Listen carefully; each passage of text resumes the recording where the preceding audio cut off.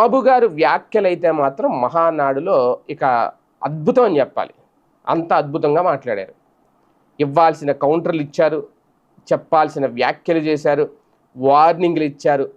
అసలు విషయాలు చెప్పలేదేమో అనొచ్చు. కొన్ని అసలు విషయాలు చెప్పలేదు, పక్కన పెట్టేశారు. ఎందుకంటే అవి వాళ్ళకి అనవసరం, ప్రజలకి మాలాంటి వాళ్ళకి అవసరం అసలు విషయాలు. అవేంటో కూడా చెప్తాను నేను.